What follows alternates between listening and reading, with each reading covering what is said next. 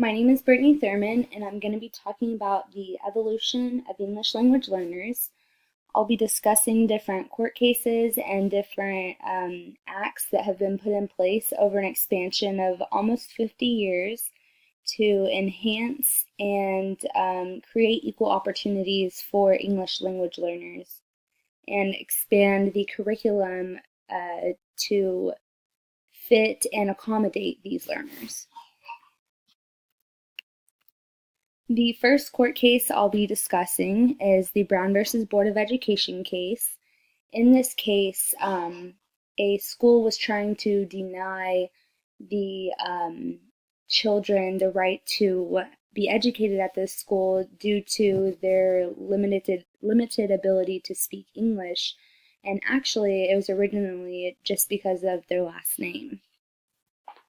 So, Brown versus Board of Education was a group of 5 legal appeals that challenged the separate but equal basis for racial segregation in public schools.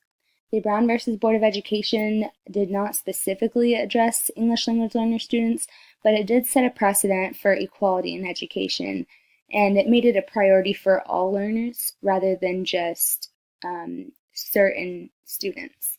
The precedent has also been used to address issues concerning English language learners through the years. The first act that I'll be discussing is the National Defense Education Act of 1958. This act provided funding to improve American schools and to promote post-secondary education. It also promoted extensive foreign language programs for language minority speakers, and the goal of the legislation was to enable the country's educational system to meet the demands posed by national security needs. The second act I'll be talking about is the Elementary and Secondary Education Act of 1965. This act was a major effort by the Johnson administration to address the effects of poverty on educational and economic achievement. Programs such as Head Start and Title I were initiated under this law, and Title I is supplemental support services for at-risk students.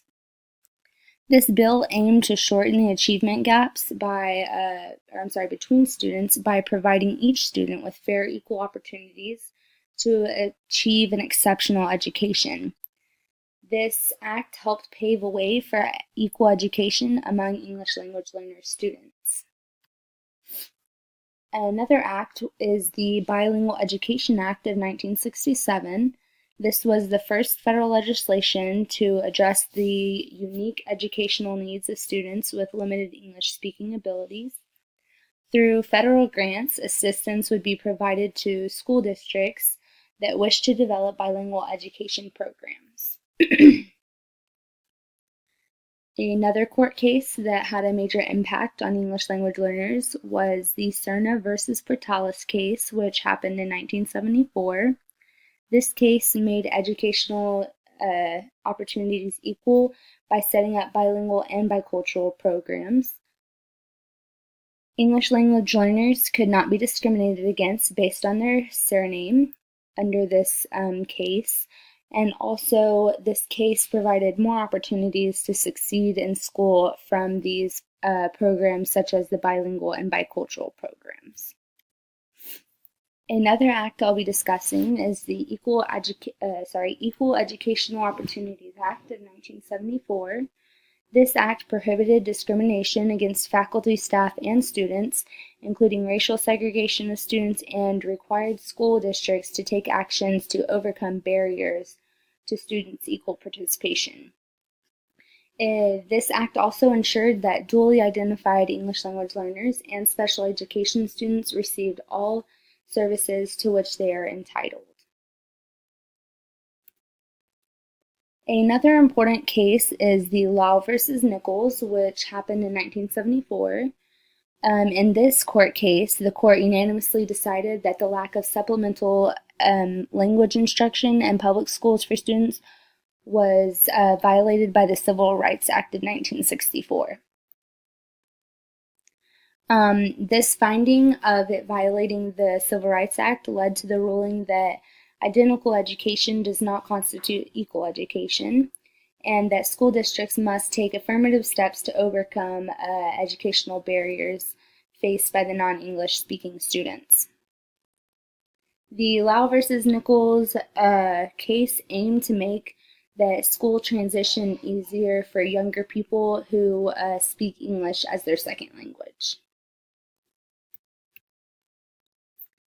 Another important case is the Castaneda versus Pickard case.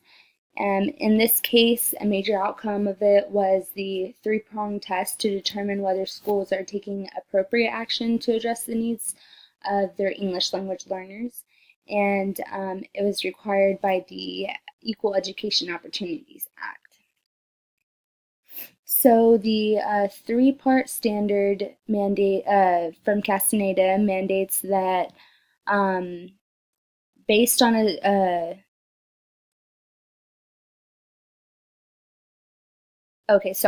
So the Castaneda Standard mandates that programs for language minority students must be based on a sound educational theory, and then it also must be implemented effectively with sufficient resources and personnel, and then also it must be evaluated and determined whether they are effective in helping students overcome language barriers.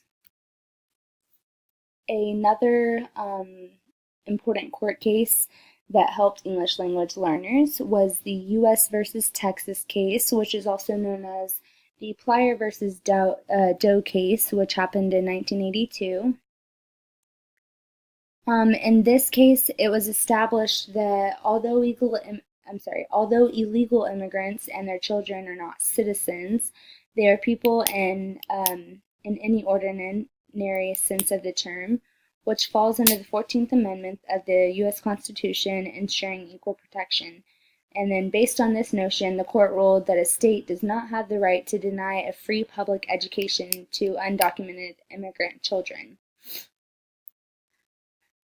Due to this, the U.S. Supreme Court decided in 1982 that non-citizen children of illegal immigrants, which are children born in another country and brought into the U.S. by the legal immigrant parents, they still must be given a free K-12 education and cannot be discriminated against or denied the right to an equal opportunity for an education.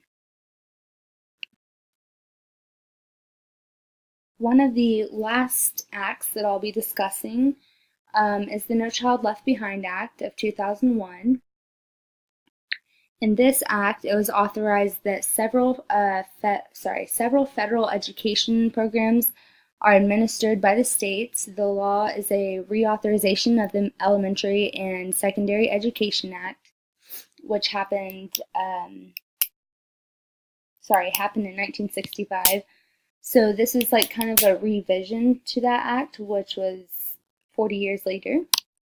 But the No Child Left Behind Act increased attention paid to the English language learner students, and it increased the alignment of curriculum, instruction, and professional development, and also testing, and it raised the bar for English language learner student achievement.